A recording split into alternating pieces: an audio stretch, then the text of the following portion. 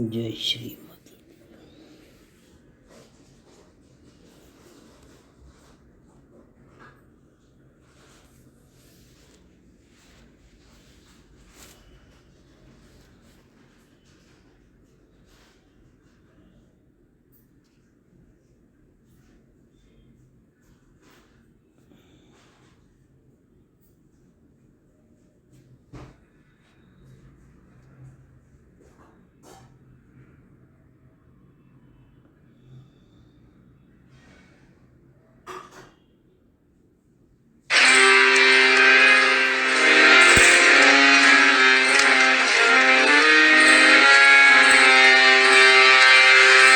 जय जननी श्री गणेश की, जय जय जननी श्री गणेश की, जय जय जननी श्री गणेश की, प्रतिमा परमेश्वर परेश की, प्रतिमा परमेश्वर परेश की, जय जय जननी श्री गणेश की, जय जय जननी।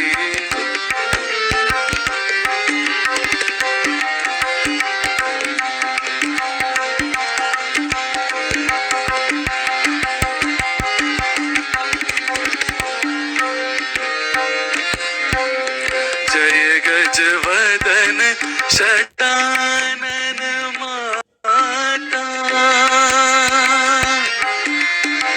जय गजवदन षडानन माता, जय जय जय जय निर्मल माता, जय जय जय जय निर्मल माता, ध्यान दान की सुंदर प्रतिमा, ध्यान दान की सुंदर प्रतिमा, बनी वाहिनी शुभ संदेश की, बनी वाहिनी शुभ संदेश की, जय जय जननी श्री गणेश की।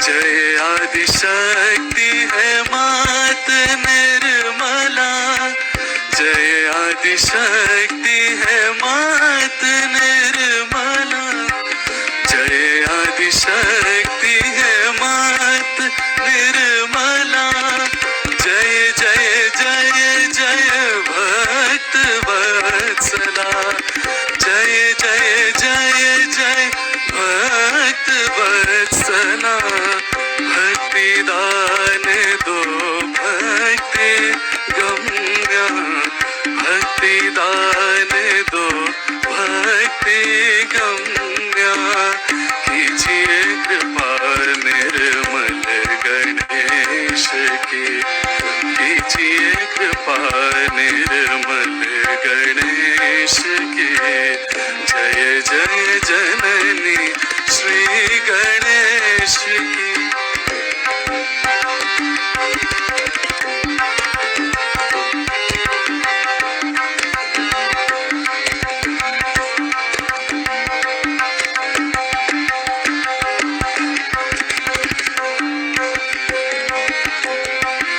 हे जगदम्बे मात भवानी,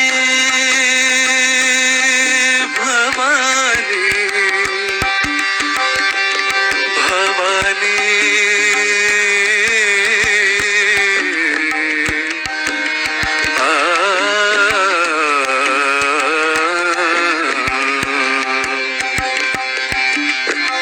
हे जगदम्बे मात भवानी, शुद्ध विद्या तव चरणन जानी, शुद्ध विद्या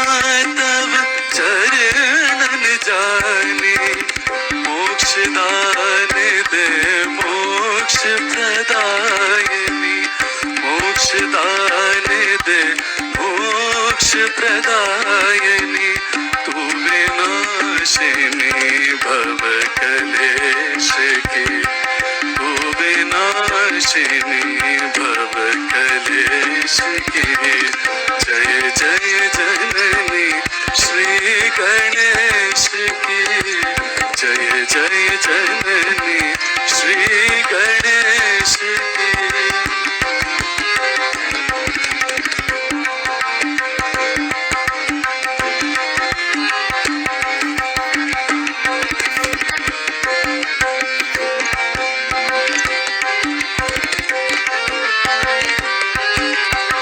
सविनय विनती सुनिए हमारी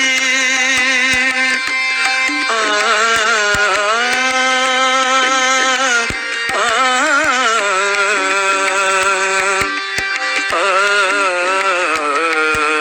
आ,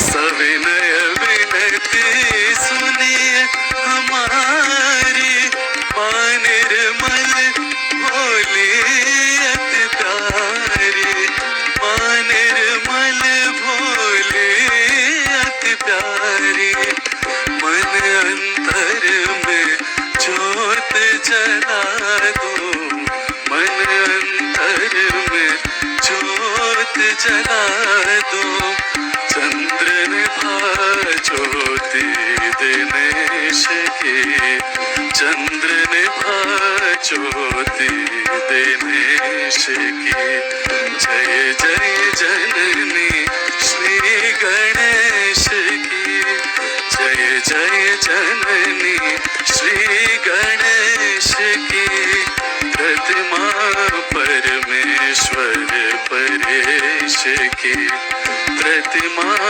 परमेश्वर परेश की जय जय जननी श्री गणेश की जय जय जननी जय जय जननी जय जय जननी श्री गणेश की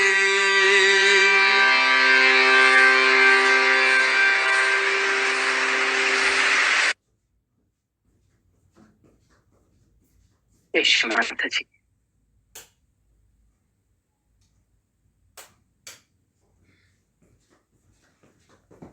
सभी का स्वागत है इस आनंद की यात्रा में। आनंद एक कौन सा योग के माध्यम से श्री माता जी निर्मला देवी के द्वारा प्रेरित योग की एक इतनी सहज और सरल विधि जिसे हर व्यक्ति कर सकता है, जिसे करने के लिए कुछ छोड़ने पकड़ने की जरूरत नहीं है। जैसे है वैसे ही रहते हुए जीवन को और सुंदर ढंग से चलाने की कला है सहज योग। जैसा इसका नाम वैसा ही कार्य। सह मीन्स आपके साथ जन्मी शक्ति का, उस सर्वव्यापी शक्ति से योग जो सारा संसार चलाती है, जो कण कण में है, अणु रेणु में है, और जब उस शक्ति से योग घटित होता है तो हम उस परमात्मा की निराकार शक्ति को अपने दोनों हाथों पर और सिर के ऊपर तालु भाग पर ठंडी या गर्म हवा के रूप में महसूस कर सकते हैं। इस तरह से ये योग प्रमाणित भी है। प्रमाण इस तरह से कि जब आपके अंदर स्थित आपकी अपनी माँ व्यक्तिगत जो जन्मों जन्मों से आपके साथ होती है, जब श्री माता जी के आशीर्वाद से वो जागृत होती है और हम उस सर्वव्यापी शक्ति से जुड़ते हैं तो हमारा योग घटित हो जाता है। और जब हम उससे जुड़ जाते हैं, योग की यदि डेफिनेशन देखें तो इतनी सी ही जुड़ना। किसका जुड़ना? इस अंदर वाले का उस बाहर वाले से जुड़ना। तो जब योग घटित हो जाता है तो हम उस ईश्वर की निराकार शक्ति को अपने दोनों हाथों पर और सिर के ऊपर तालु पर अनुभव करने लगते हैं, ठंडी और गर्म हवा के रूप में, जिसका वर्णन हर धर्म में पहले से ही किया है। इसलिए सहज योग आज पूरे विश्व के करीब करीब 180 देशों में फैला है और इसमें सभी जाति, धर्म, उम्र वर्ग के लोग इससे जुड़े हुए हैं। इसके लिए कुछ भी स्पेशल करने की जरूरत भी नहीं है, क्योंकि इस शक्ति के जागरण के बाद जो एक जीवंत घटना घटित होती है, हम उस ईश्वर के निराकार स्वरूप को अपने दोनों हाथों पर अनुभव करने लगते हैं। उसका वर्णन हिंदू धर्म में आदि गुरु शंकराचार्य ने अपने सुंदर लहरी नामक ग्रंथ में वर्णित किया है, जिसे उन्होंने चैतन्य भी कहा है कि जब परमात्मा से हम जुड़ेंगे, योग घटित होगा, तो हम सलीलम सलीलम ठंडा ठंडा चैतन्य अनुभव करेंगे। बाइबल में इसे cool bridge of the Holi ghost कहा है। मुस्लिम धर्म में रूह और पतंजलि ने रिदम्बरा प्रज्ञा, नानक साहब ने अलख निरंजन, और भी बहुत सारे धर्मों में इसका नाम तो है, पर इस अंदर स्थित कुंडलिनी शक्ति को जागृत करना बहुत ही कठिन काम था। समझ लीजिए टेढ़ी खीर थी, इसलिए कोई भी इसकी जागृति की बात नहीं करता था। सभी लोग कहते थे थोड़ा पूजा पाठ, व्रत, उपास, दुआ, प्रेयर, यही सब कर लो, पर ईश्वर से जुड़ने की अंतिम चीज यही है, अंदर स्थित शक्ति का जागरण। और माँ के आशीर्वाद से जब ये जागरण हो जाता है, जब यह घटना घटित हो जाती है, जीवंत घटना, तो उस चैतन्य को, उस वाइब्रेशंस को हम अपने जीवन में बहुत सारी जगह काम में ले सकते हैं। जैसे आपके घर का सदस्य किसी अच्छे कार्य के लिए जा रहा है, आप उसे ये वाइब्रेशन, ये ब्लेसिंग दीजिए। कुछ प्रॉब्लम है, उसकी शुभटिंग कीजिए, बंधन डालिए। ये छोटी छोटी सी टेक्निक है जिनके माध्यम से हम अपने जीवन को और अच्छे से चला सकते हैं, संतुलित ढंग से। ये कैसे करना है, इसके वीडियो हमने हमारे YouTube चैनल पर ट्यूटोरियल वीडियोस में डाल रखे। आप यदि चैनल सब्सक्राइब कर लेंगे तो सभी कुछ आपको देखने को, समझने को मिल जाएगा। सहयोग अंधविश्वास नहीं है कि खाली आप इसे एक अंधविश्वास के तौर पर कर लें। ये तो पूरा साइंस भी है और इसे पूरे समझ कर ही करना चाहिए। आपको एक बात बता दें कि कार्य इतना महत्वपूर्ण और इतना अनमोल है कि आज पूरे विश्व में पूरी तरह से बिना मूल्य, फ्री ऑफ चार्ज फैला हुआ है। कहीं इसका कोई पैसा लिया दिया नहीं जाता है। क्या ईश्वर को, आनंद को हम खरीद सकते हैं? यदि खरीद सकते तो लोग रोज खरीद लाते और कहते आज का दिन सुंदर गुजर गया। वो तो हमारे अंदर है, सिर्फ खुद को जानना, खुद को पहचानना है। हमने हमारे YouTube चैनल पर भी एडवर्टाइज का मोड बंद कर रखा है कि इस परम कार्य में कहीं कोई बाधा ना आ जाए। ये कार्य इतना महत्वपूर्ण और इतना बड़ा है कि उसको आप पैसों से उसका हिसाब ही नहीं लगा सकते। जब हमने ये योग बच्चों के बीच जाकर कराया, क्योंकि मैं खुद करीब 30 साल से इस योग से जुड़ी हूँ। भारत के अलग अलग शहर, दिल्ली, बॉम्बे, कलकत्ता, पुणे, इंदौर, सभी दूर रहने का अवसर मिला।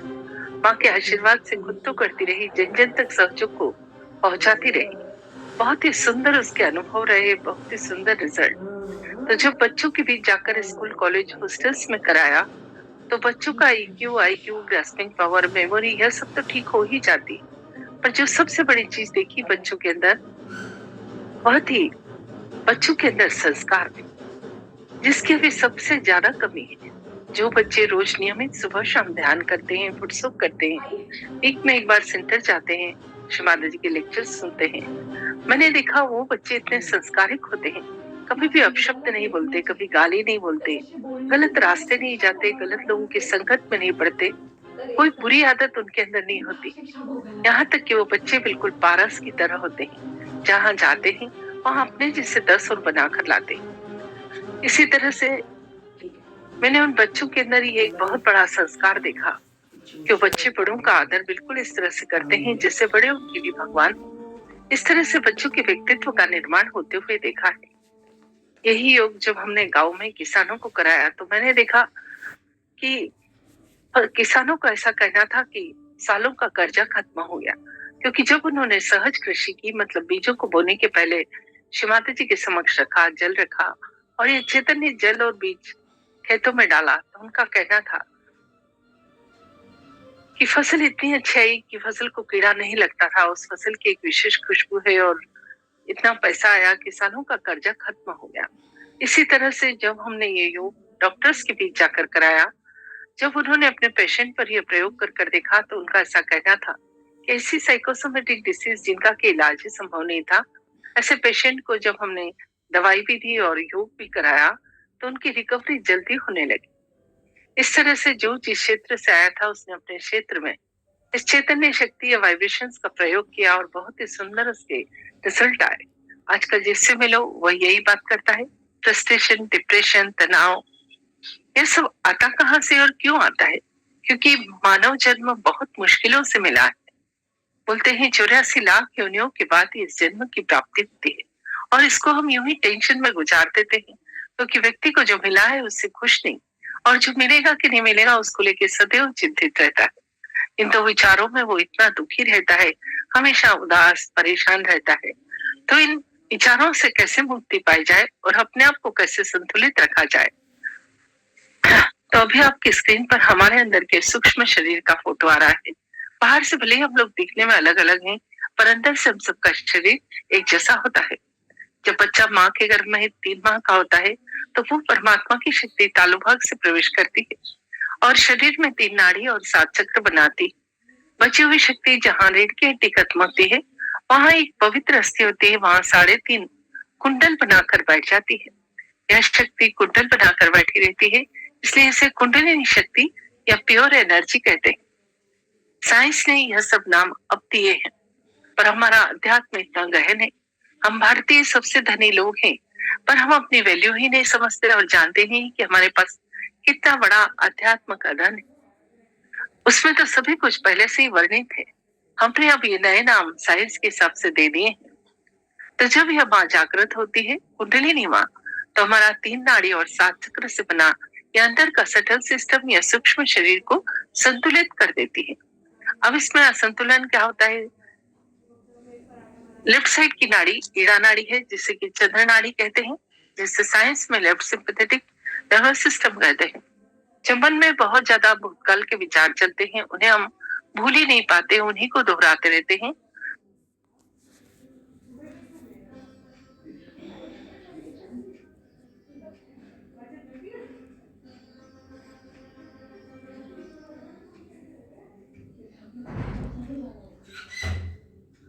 तो ये नाड़ी और ठंडी हो जाती और जब ये ठंडक हमारे अंदर आती है तो ऐसे लोगों को low blood pressure, depression, paralysis, इस तरह की प्रॉब्लम होती है। और बच्चे पढ़ाई करने बैठते हैं, उन्हें नींद आ जाती है। दूसरी नाड़ी पिंगला नाड़ी है, जिसे सूर्य नाड़ी भी कहते हैं, जो भविष्य की नाड़ी है। जब मन में बहुत ज्यादा फ्यूचर की प्लानिंग चलती है, हम भूल ही नहीं पाते आगे की बातों को, हमेशा चिंतित रहते हैं, हमेशा मन में ये विचार चलते हैं, मेरा क्या होगा, मेरा घर परिवार, नौकरी, बिजनेस, बच्चे। तो ये सूर्य नाड़ी होने से, जिससे साइंस में राइट सिंपैथेटिक नर्वस सिस्टम कहते हैं, और गर्म हो जाती है। और जब यह गर्मी हमारे अंदर आती है तभी high blood pressure, heart attack, asthma, paralysis, इस तरह की प्रॉब्लम होती है। और बच्चे पढ़ाई करने बैठते हैं और उन्हें नींद आ जाती है, नहीं, उन्हें विचार आते रहते हैं, माइंड हमेशा डिस्ट्रैक्ट रहता है, अपने कार्य पे फोकस ही नहीं कर पाते हैं। इसीलिए सब लोग कहते हैं कि थोड़ी देर ध्यान लगाएं, मेडिटेशन करें। तो जब माँ के आशीर्वाद से हम इस कुंडलिनी शक्ति का जागरण करते हैं, तो इसका मार्ग होता है ये मध्य नाड़ी, सुषुम्ना नाड़ी, जो हमारी वर्तमान की नाड़ी है। तो जो साधक ध्यान करता है, शक्ति का जागरण करता है, उसका चित्त धीरे धीरे वर्तमान में या प्रेजेंट में आ जाता है। इस नाड़ी को पैरासिम्पैथिक नर्वस सिस्टम साइंस में कहते हैं और अध्यात्म में सुषुम्ना नाड़ी, यह हमारी प्रेजेंट की नाड़ी है।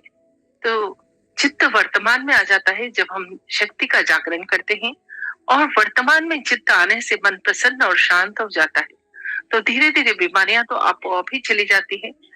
माइंड प्रेजेंट में होने से आप अपने कार्य पे फोकस कर पाते हैं, तो सफलता सदैव आपके साथ चलती है। आपको आश्चर्य होता है कि आपका वही कार्य वही, पर सब कुछ कितना सुंदर हो गया। जहां हम जाते हैं पॉजिटिव एनर्जी बिखेरते हैं, लोग आपको बहुत पसंद करते हैं, अरे इसके आने से वातावरण बहुत अच्छा हो गया। अब सबसे पहला चक्र मूलाधार चक्र है, जो श्री गणेश का है। जैसे हाथ और हथेली जहां मिलते हैं, अनुभव कर सकते हैं। ये चक्र क्या है? असली में नाड़ियों के गुच्छे हैं, जो शरीर के अलग अलग ऑर्गन्स को कंट्रोल करते हैं। जब यह कुंडली माँ जो ऊपर उठती है, तो इन चक्रों पर कार्य करती है, इन पर रुकती है, और इन चक्रों की नर्व्स का या नाड़ी का एंड पॉइंट जो हाथ और पांव पे है, वहां पर इस चक्र को महसूस कर सकते हैं। जब खराबी होती है, माँ को रुकना पड़ता है उस चक्र पर, तो उस नर्व की एंड पॉइंट पर झनझनाहट या गर्माहट होती है। और जब चक्र शुद्ध हो जाता है तो ठंडा चैतन्य उस स्थान से बहने लगता है। तो मूलाधार चक्र को हाथ और हथेली जहां मिलते हैं, अनुभव कर सकते हैं। आज हम इस चक्र पर ही विस्तार से बात करेंगे। रोज हम कोशिश करते हैं एक चक्र पर विस्तार से बात करने की, और बाकी सभी चक्रों पर शॉर्ट में, ताकि नए और पुराने आने वाले लोग इस चीज को ठीक से समझ सके और गहनता में भी उतर सके। तो ये मूलाधार चक्र श्री गणेश का है, आपकी स्क्रीन पर दिखाया गया है। इसकी 4 पंखुड़ियां हैं। जो पंखुड़ी बाईं तरफ जाती है बाया, जो दाईं तरफ जाती है दाया, और जो मध्य में रहती है मध्य चक्र कहलाता है। इस मूलाधार चक्र की स्थिति सिर पर दिखाई गई है, हाथों पर हाथ और हथेली जहाँ शुरू होते हैं, पांव पर, और शरीर का अंतिम छोर। यह चक्र पृथ्वी तत्व से बना है। जब उस तत्व से एकाकारिता होती है, हमारा ये मूलाधार चक्र अच्छा हो जाता है, तो खुशबू का एहसास होता है। बाया मूलाधार चक्र श्री निर्बल गणेश का है। यहीं से सबूत बाधाएं हमारे अंदर घुसती। यह चक्र जब खराब होता है तो लेफ्ट हैंड के हाथ और हथेली जहां मिलती है वहां झंझनाहट होती है। लेफ्ट के सभी चक्र क्योंकि ईड़ा नाड़ी पर स्थित होते हैं, ये चंद्र नाड़ी है, इसके और ठंडा होने से ही ये चक्र खराब होते हैं, तो इन्हें हम गर्मी देते हैं। अगर हम कैंडलिंग करते हैं 5 मिनट तो लेफ्ट मूलाधार चक्र के सभी दोष धीरे धीरे ठीक हो जाते हैं। कैंडलिंग कैसे करना, फुट सोकिंग कैसे करना, लीवर पे बर्फ कैसे रखना, इस सब के वीडियो हमने हमारे ट्यूटोरियल वीडियोस में यूट्यूब चैनल पर डाल रखे हैं। आप उन्हें देखें, समझें और फिर करें। और प्रार्थना भी करनी है। लेफ्ट हैंड श्री माता जी की तरफ और राइट हैंड को धरती मां पर रखकर यदि हम 4 बार श्री निर्मल गणेश से प्रार्थना करते हैं कि आपकी निर्मलता, पवित्रता और स्वच्छता हमें भी प्रदान करो और हमारे इस बाएं मूलाधार चक्र को स्वच्छ कर दो, तो इसके जो भी दोष हैं धीरे धीरे दूर हो जाते हैं। अब आते हैं राइट मूलाधार चक्र जो श्री कार्तिकेय का है। ये राइट हैंड के हाथ और हथेली जहां मिलते हैं वहां पर महसूस कर सकते हैं, और शरीर का अंतिम छोर। जैसा श्री कार्तिकेय देवताओं के सेनापति हैं और उन्होंने ही सभी राक्षसों का वध किया, इसी तरह से इस राइट मूलाधार चक्र के लिए भी हम श्री कार्तिकेय से प्रार्थना करते हैं हमारे इस राइट मूलाधार चक्र को ठीक करने की, इसके सभी दोषों को नष्ट करने की। इसके लिए राइट हैंड सीधा हाथ श्री माता जी की तरफ और उल्टा हाथ या लेफ्ट हैंड धरती मां पर रखते हैं और 4 बार प्रार्थना करते हैं श्री कार्तिकेय से।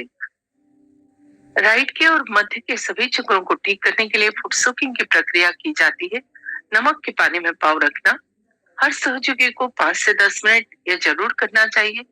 आधे से ज्यादा चक्रों नाड़ियों के दोष ये नमक का पानी अपने अंदर शोषित कर लेता है, इसलिए यह प्रक्रिया जरूर करनी चाहिए। अब मध्य में श्री गणेश का स्थान है। दोनों हाथ धरती मां पर रखकर हम श्री गणेश 4 बार प्रार्थना करते हैं कि हमें हमारे इस मूलाधार चक्र को स्वच्छ कर दो, पवित्र कर दो, निर्मल कर दो और इसके सभी दोषों को कृपा करके धरती मां में समा दो, क्योंकि यह चक्र पृथ्वी तत्व से बना है। साथ ही गणेश शतशीष का यदि हम पाठ बोलते हैं तो मूलाधार चक्र हमारा स्वच्छ हो जाता है। जिस व्यक्ति का मूलाधार चक्र अच्छा है उसकी कुंडलिनी मां तेजी से ऊपर उठती है और उसका योग उतना ही सुंदर और पवित्र होता है। बहुत अच्छे योग घटना होती है योग की, और उतनी अच्छी अनुभूति उसके दोनों हाथों पर और सिर के ऊपर तालु भाग पर ठंडी या गर्म हवा की होती है। इस मूलाधार चक्र को अच्छा रखना बहुत जरूरी है, क्योंकि यही मूल का आधार है। जिस व्यक्ति के अंदर श्री गणेश प्रसन्न होते हैं उसकी कुंडलिनी तेजी से जागृत होती है और उसके चक्र भी बहुत जल्दी स्वच्छ हो जाते हैं। इसलिए इस मूलाधार चक्र को स्वच्छ रखना बहुत जरूरी है। दोनों हाथ घुटने पर ले आए। जिसका यह चक्र जागृत होता है उसके अंदर बुद्धि, विवेक, पवित्रता, बोधिता और मंगलमयता रहती है। जिस व्यक्ति के अंदर विवेक या विजडम है उसे पता होता है कि कौन सा काम गलत, कौन सा सही, इसलिए कोई बुरी आदत है उससे भी छुटकारा मिलता है। बिल्कुल इस तरह से जैसे एक कमरे में सांप और रस्सी लटक रहे हैं, पर अंधेरा है तो आपको दिखाई नहीं देगा, पर प्रकाश की किरण आते से आप सांप को तुरंत बाहर निकाल देंगे कि ये मेरे लिए ठीक नहीं है। इसी तरह से इस मां के जागरण के बाद हमारे अंदर ये विवेक, ये विजडम आ जाता है कि क्या अच्छा है हमारे लिए, क्या अच्छा नहीं है। साथ ही यह चक्र यौन संबंधी और मलमूत्र विसर्जन संबंधी ऑर्गन्स को कंट्रोल करता है, तो उनसे संबंधित कोई बीमारी जैसे पाइल्स, प्रोस्टेट का प्रॉब्लम, वो भी कुछ हो उसमें धीरे धीरे सुधार आता है।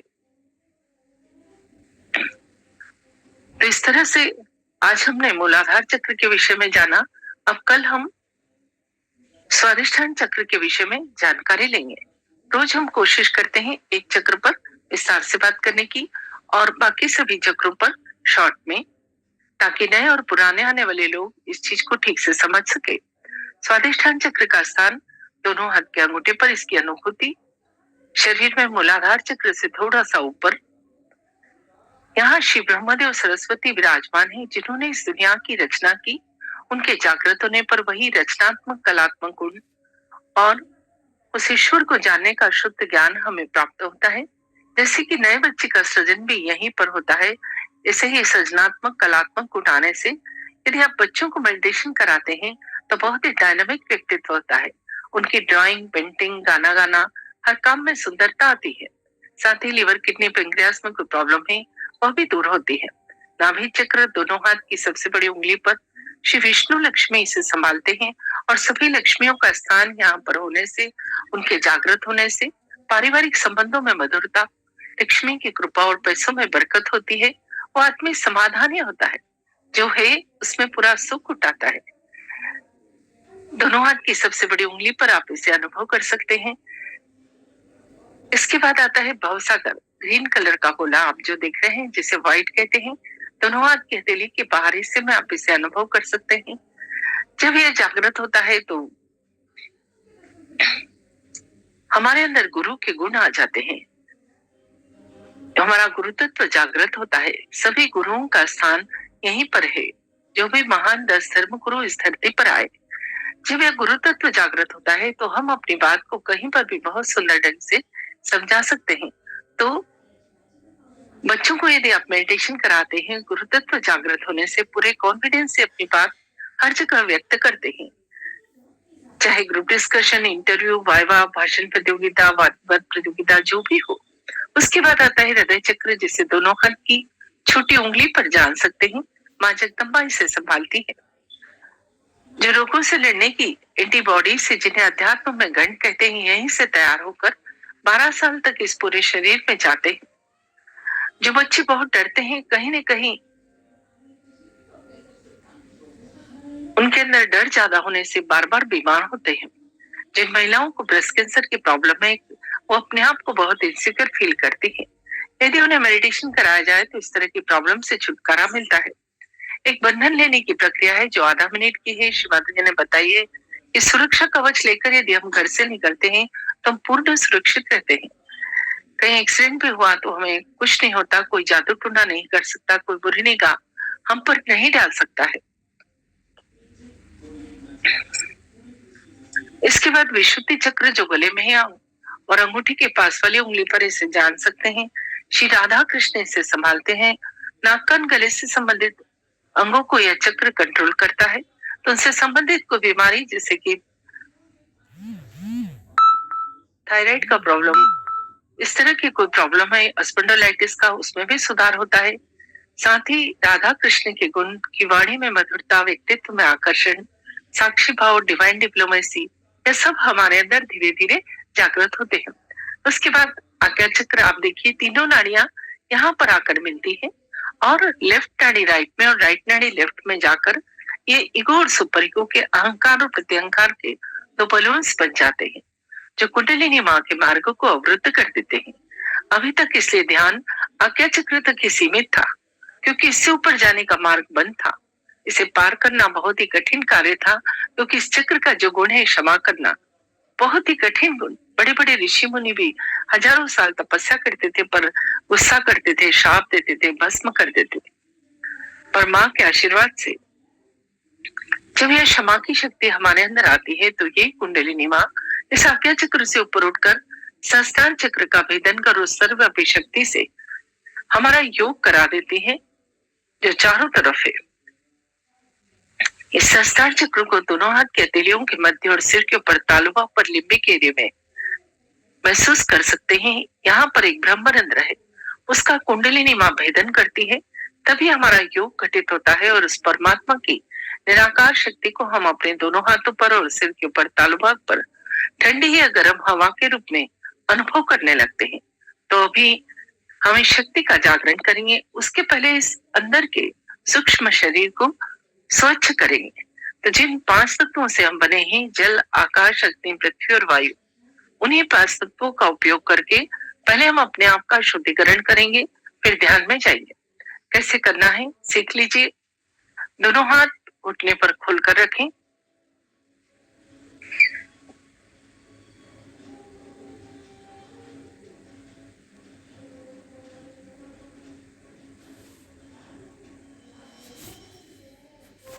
मेरे साथ साथ करते चलिए, फिर हम आंख बंद करके करेंगे। कुछ प्रार्थनाएं हैं जो मैं बोलूंगी, आप मन ही मन दोहराइएगा, होठ नहीं हिलाना है। एक दिया जरूर जलाना है ध्यान शुरू करने के पहले, क्योंकि एक तत्व अग्नि भी है।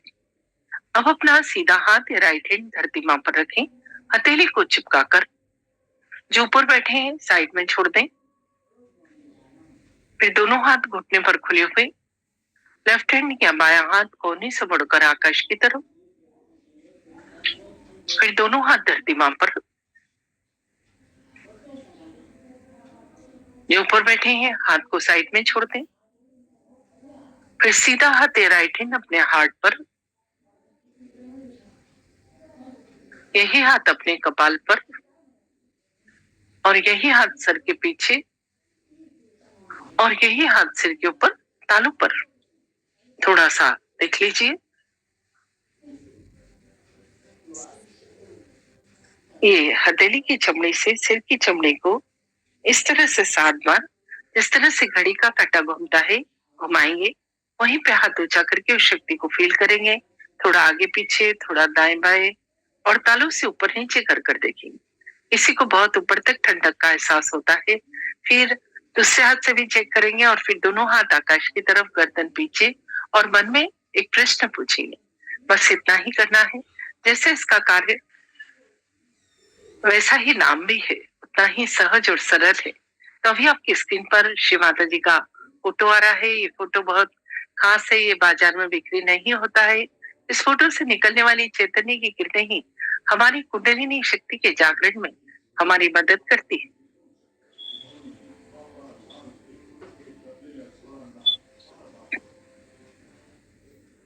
शिव माता जी की तरफ देखिए, दोनों हाथ हृदय तक ले आए।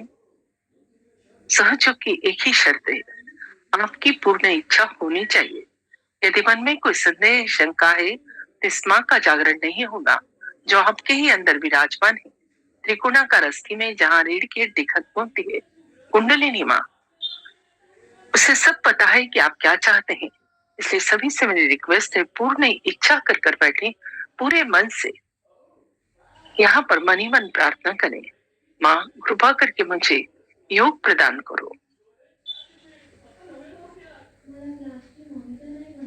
दोनों हाथ घुटने पर खुले हुए, आंखें बंद और पेट सीधी।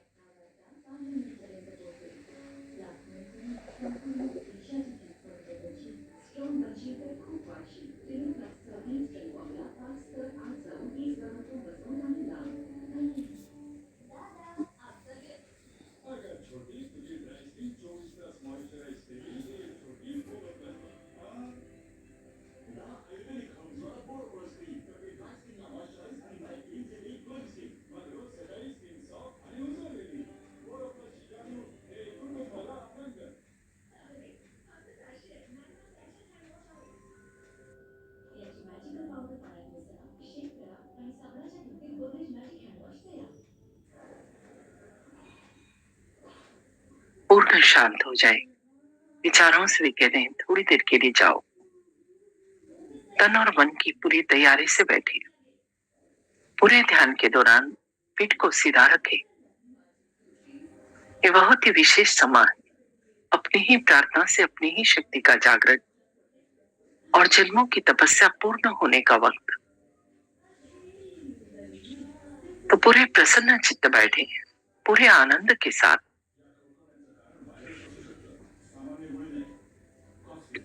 सीधा हाथ राइट हैंड धरती मां पर रखें। इड़ा नाड़ी के शुद्धिकरण की प्रार्थना।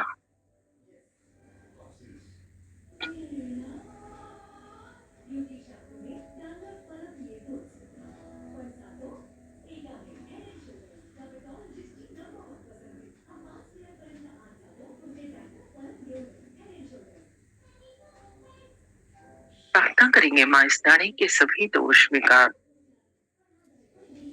अशुद्ध इच्छाएं, आलस्य, इन सभी को आप सीधे हाथ के द्वारा धरती माँ में समा दो।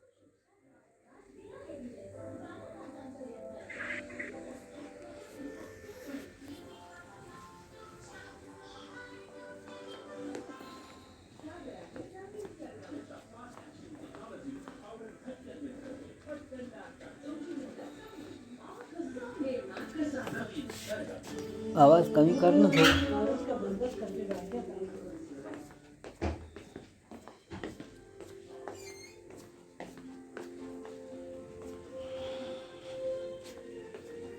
आपको अनुभव हो सकता है कि राइट हैंड से कुछ निकलकर धरती में जा रहा है और लेफ्ट हैंड पर कुछ फील हो रहा है।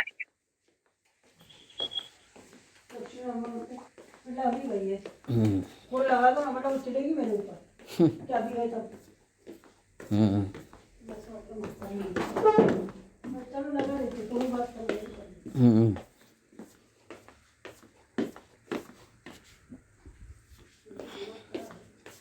सीधा हाथ उठाकर घुटने पर खुला हुआ उल्टा हाथ या लेफ्ट हैंड कोने से मुड़कर आकाश की तरफ। पिंगला नाड़ी के शुद्धिकरण की प्रार्थना। पिंगला नाड़ी का स्थान रीढ़ की हड्डी के थोड़ा सा दाएं तरफ राइट साइड में।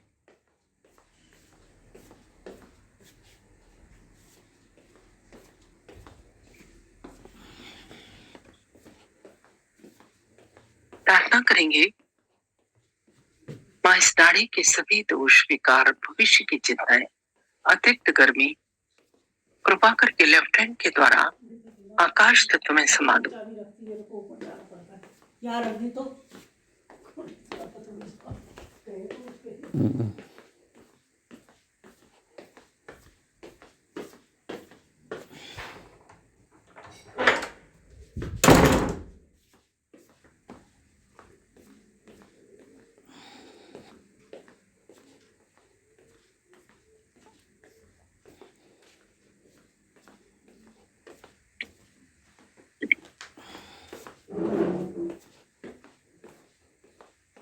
आपको अनुभव हो सकता है कि लेफ्ट हैंड से कुछ निकलकर आकाश में जा रहा है और राइट हैंड पर कुछ फील हो रहा है।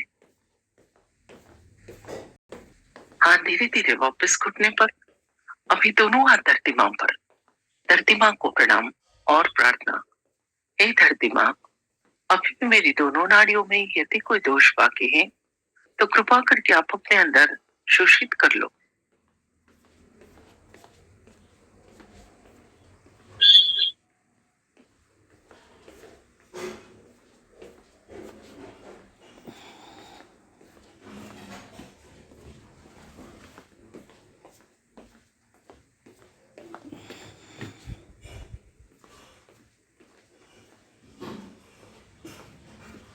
दोनों हाथ घुटने पर खुले हुए। चित्त मध्य नाड़ी सुषुम्ना नाड़ी पर, उसका स्थान रीढ़ की हड्डी के मध्य में। मां से हृदय पूर्वक प्रार्थना सुषुम्ना नाड़ी को जागृत कर वर्तमान में स्थापित करने की।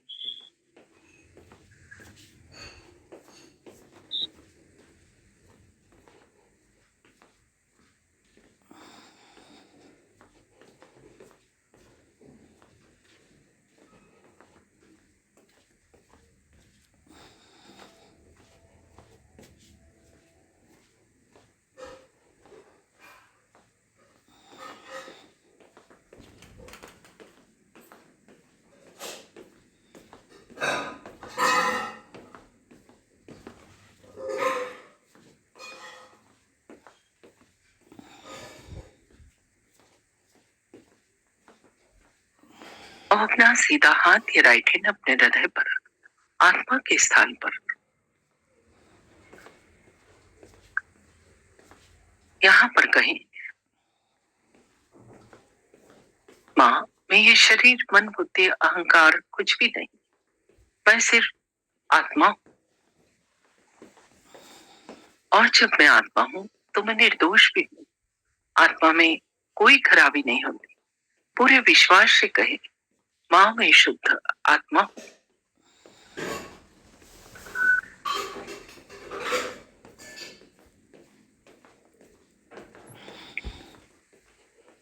जब हम इस तरह से कहते हैं तो अंदर बैठी कुंडलिनी माँ बहुत प्रसन्न होती है और जागृत होने के लिए तैयार होती है। अब यही हाथ अपने कपाल पर रखें जहां बिंदी लगाते हैं, थोड़ा दबाओ और थोड़ा सर झुकाएं। यहाँ पर कहें, माँ आज मैंने सबको क्षमा किया और अपने आप को भी क्षमा किया। किसी व्यक्ति का नाम न लें, एक साथ सबको क्षमा करें और खुद को भी क्षमा करें। जब हम क्षमा करते हैं तो वो परमात्मा देखता है जिसने भी हमें तकलीफ दी है उसको।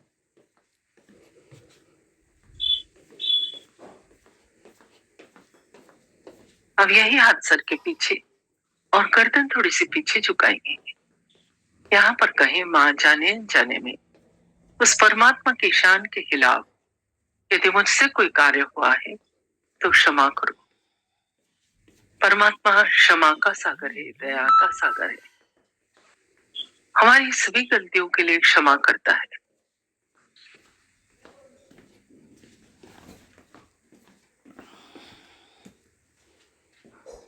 अब इसी हाथ को उठाकर हथेली को तानकर सिर के ऊपर तालू पर रखें और उंगलियों को थोड़ा फैला दें। हाथ को बिना उठाए हथेली की चमड़ी से सिर की चमड़ी को 7 बार इस तरह से घड़ी का कांटा घूमता है घुमाएं और प्रार्थना करें।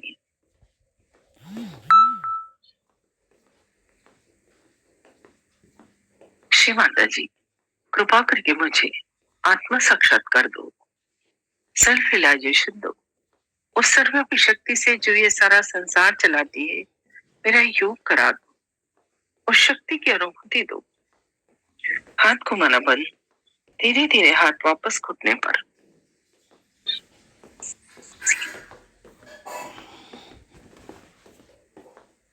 कुछ देर शांत बैठे, ध्यान लगाएं।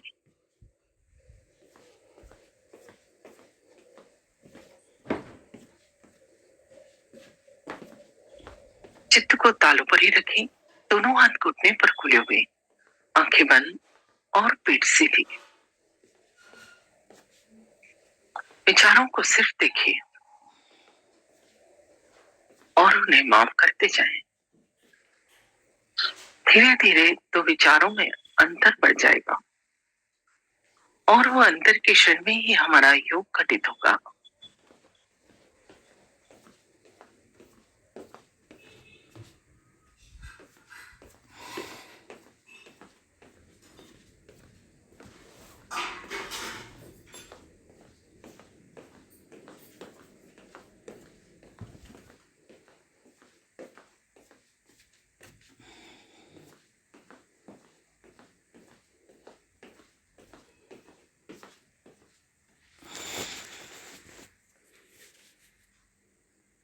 तो विचारों के बीच विलंब का क्षण ही महत्वपूर्ण है।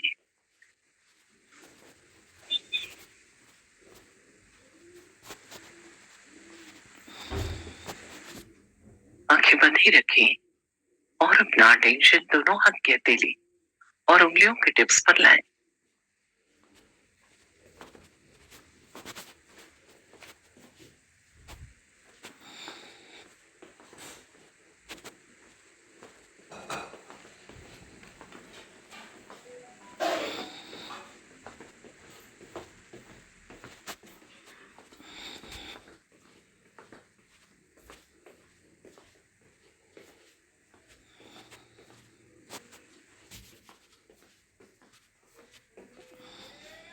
अनुभव करें क्या महसूस हो रहा है। हाथों में ठंडा गर्म, उंगलियों के टिप्स पर कुछ झंझनाहट, हथेली में कुछ गोल घूमता हुआ, हाथ भारी हो गए हों, ऐसा कुछ भी दोनों हाथ में या एक हाथ में महसूस होगा। ये जो अनुभव हो रहा है ये इस बात का प्रमाण है कि हमारी शक्ति का जागरण हो गया और उस ईश्वर की निराकार शक्ति हमारे दोनों हाथों पर और सिर के ऊपर तालु भाग पर ठंडी या गर्म हवा के रूप में महसूस होने लगी है। और अधिक जानने के लिए सीधे हाथ को उठाकर सिर के ऊपर तालु पर लाएं। हाथ को बालों से 4-5 इंच ऊपर और अनुभव करें तालु से निकलती हुई ठंडी या गर्म हवा हथेली को छूती हुई। हाथ थोड़ा तालू से आगे पीछे, थोड़ा दाएं बाएं और तालू से ऊपर नीचे कर कर देखिए। किसी किसी को बहुत ऊपर तक ठंडक का एहसास होता है। वापस से हाथ नीचे ले आए, दूसरे हाथ से चेक करें।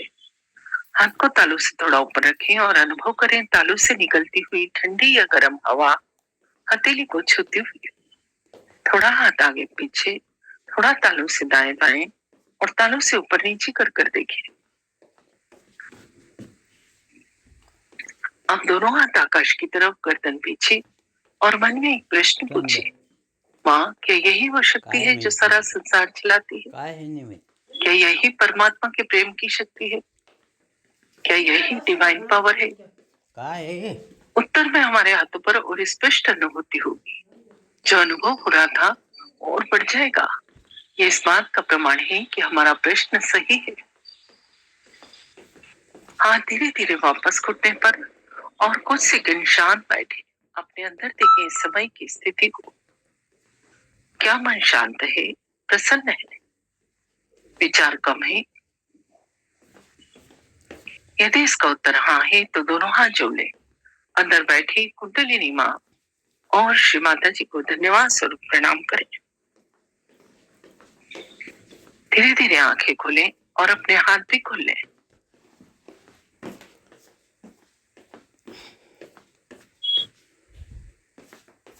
ती येणार आहे का निशा? अच्छा.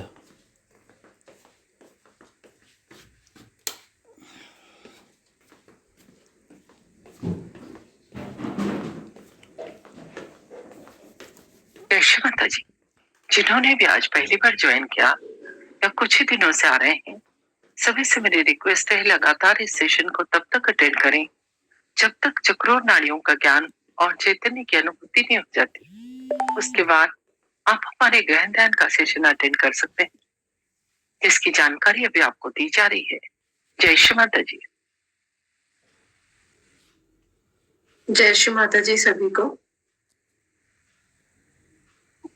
जय श्री माता जी। बेटा मैं बोल रही, कोई प्रश्न है क्या बेटे? जय श्री माता जी। नहीं ताई जी, अभी कोई प्रश्न नहीं है। हाँ, मेरा सभी से कहना है, इतना सुंदर कार्य चल रहा है माँ के आशीर्वाद से। आप सब लोग भी जो जुड़े हैं, सभी से मेरी रिक्वेस्ट है इस चीज को समझे, जाने और गहनता में उतरे। एक बहुत सुंदर कार्य श्री माता जी ने इस धरती पर आकर मानव जाति की मदद के लिए किया है। कुंडलिनी शक्ति के जागरण के द्वारा योग की स्थापना, और वो भी अनुभूति वाला।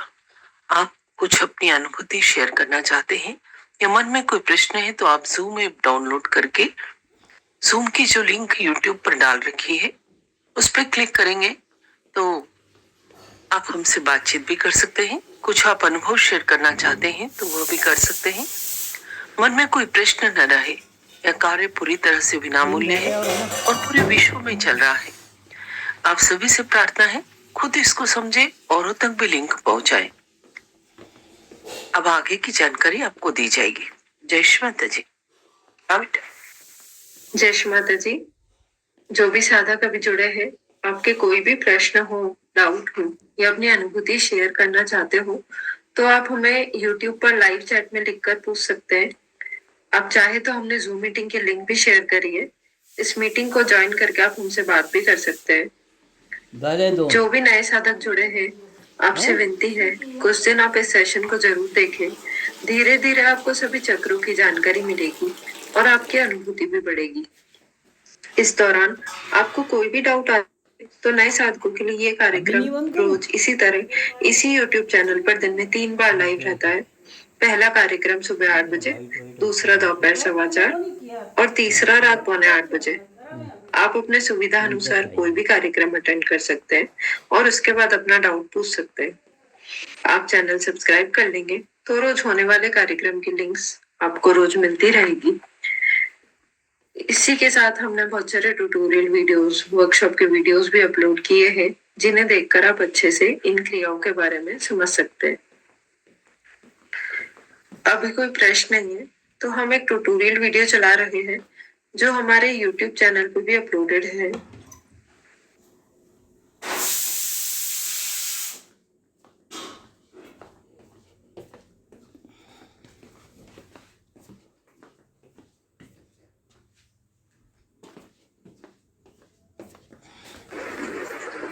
जय श्री माता जी। थोड़ा सा उसमें चॉकलेट मयंक श्री माता जी के सामने बैठा है। अब पहले माँ को प्रणाम कैसे करना उसका तरीका सीख लीजिए, क्योंकि काफी आप नए लोग हैं और अभी आप लोगों से मिल भी नहीं पाए हैं, आप सेंटर पर भी नहीं आए हैं। तो आपके पास मोबाइल है उसमें, नहीं तो अगर फोटो आ गया है आपके पास तो उसमें दोनों हाथ खोलकर रखें, फिर अपने दोनों हाथ धरती पर टिकाएं और अपना कपाल टिकाकर श्री माता जी को साष्टांग प्रणाम करें। इस तरह से जब हम इस तरह से झुककर प्रणाम करते हैं तो सारे चक्र और नाड़ी माँ के समक्ष आ जाते हैं और माँ उनको शुद्ध करती है। इस तरह से प्रणाम करके उठ जाए। अब हम बंधन लेना सीखेंगे। बंधन लेने का महत्व पहले मैं आपको बता दूं कि ध्यान करने के पहले, ध्यान के बाद, रात को सोने से पहले, सुबह उठने के बाद जब भी घर से बाहर निकले बंधन लेकर जरूर निकले। श्री माता जी ने एक बहुत ही सुंदर छोटी सी प्रक्रिया बना दी है। जो देवी कवच का पाठ लेकर पूर्ण सुरक्षा के लिए घर से निकलते थे, माँ ने उसका छोटा स्वरूप बना दिया है।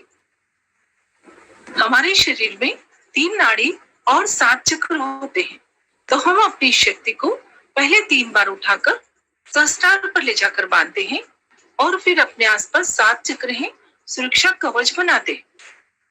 तो कैसे अपनी कुंडलिनी को उठाना, पहले आप समझ लीजिए कि लेफ्ट हैंड हमारा इच्छा शक्ति का है और राइट हैंड क्रिया शक्ति का है। तो लेफ्ट हैंड के अंदर आप देख लीजिए, अंदर राइट हैंड रखेंगे, उल्टे हाथ दावे हाथ के अंदर, सीधा हाथ या उजवा हाथ, उल्टा नहीं घुमाएंगे। इस बात का जरूर ध्यान रखिए, उल्टा नहीं घुमाना है। जैसे आप धागा लपेटते हैं गट्टी के ऊपर, यदि आपने उल्टा घुमाया तो गट्टी खुल जाएगी, बंधेगा ही नहीं धागा। इसी तरह से इसको अंदर बाहर फिर अंदर। अब इस शक्ति को उठाएं, लेफ्ट हैंड को खाली उठाना है और राइट हैंड से लपेटते जाना है। 7 चक्र हैं, इसलिए अंदाज से 7 बार बिल्कुल धीरे धीरे अपने हाथों को देखते हुए और सहस्त्रार पर ले जाकर दोनों हाथों को घुमाकर एक नॉट बांधेंगे, कड़क। ये एक नाड़ी पे हुआ, फिर दूसरी नाड़ी पे दोहराएंगे पूरी श्रद्धा के साथ, पूरे चित्त के साथ, क्योंकि ये बहुत बड़ा कार्य कर रहे हैं। कुंडलिनी माँ की स्थिति मोटे रस्से के समान होती है, तो माँ को उठाकर लाएं, देखते हुए सहस्त्रार पर लाकर दूसरी बार 2 नॉट।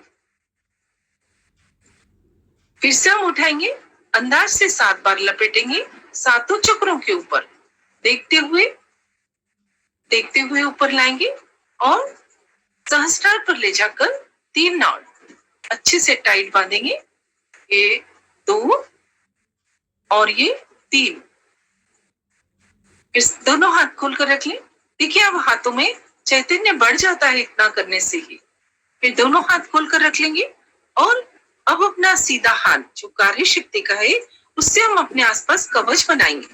जैसे आप हर भगवान के फोटो के आसपास एक प्रकाश का पुंज देखते हैं, ऐसे ही हमारे हाथ से अब चैतन्य बहने लगा है, वो परमात्मा की निराकार शक्ति बहने लगी है। तो उस शक्ति से हम अपने आसपास कवच बनाएंगे। तो कवच यहाँ से पूरी श्रद्धा के साथ ये राइट हैंड से इस शक्ति को उठाते हुए कंधे तक लाएंगे, फिर तालू तक, फिर कंधे तक, फिर यहाँ लाके छोड़ेंगे, फिर इसी रास्ते वापस जाएंगे, फिर ये कंधे तक, फिर तालू तक, फिर कंधे तक। ये एक बार हुआ। इस तरह से 7 चक्र हैं, इस तरह से हम 7 बार करेंगे, है ना। ये 2 बार हुआ। इस तरह से इन 7 चक्रों को हम सुरक्षा प्रदान करेंगे। इस कवच का बहुत महत्व है। ये कवच लेकर आप कहीं पर भी जाएंगे तो आप पूर्ण सुरक्षित रहेंगे। कोई आप पर जादू टोना, कोई बुरी निगाह आप पर नहीं डाल सकता है। श्री माता जी ने ये देवी कवच का छोटा स्वरूप कर दिया है अपने बच्चों के लिए। इस कलयुग में माँ ने बहुत कृपा की है हमारे लिए। ये बहुत ही बढ़िया और बहुत ही अच्छी चीज श्री माता जी ने बताई है अपने बच्चों की सुरक्षा के लिए। सुरक्षा कवच, छोटी चीजें बताकर माँ ने अपने बच्चों को पूरा प्रोटेक्शन प्रदान किया है। जिस कवच के लिए देवी कवच का पाठ संस्कृत में 1 घंटे करना पड़ता था, माँ ने उस कवच को छोटा कर दिया और उसका छोटा स्वरूप ये बंधन लेना या सुरक्षा कवच श्री माता जी ने बताया है। तो इस तरह से हम अपने आसपास 7 बार ये हाथ से जो चैतन्य बह रहा है, अपने आसपास सुरक्षा कवच बनाएंगे या हम बंधन लेंगे। जब भी घर से बाहर निकले, बंधन लेकर जरूर निकले। जब भी ध्यान करने बैठे, बंधन जरूर निकले। ध्यान करके उठे, जब भी बंधन ले। इस तरह से ये बंधन लेना और प्रणाम करने की प्रक्रिया संपन्न हुई।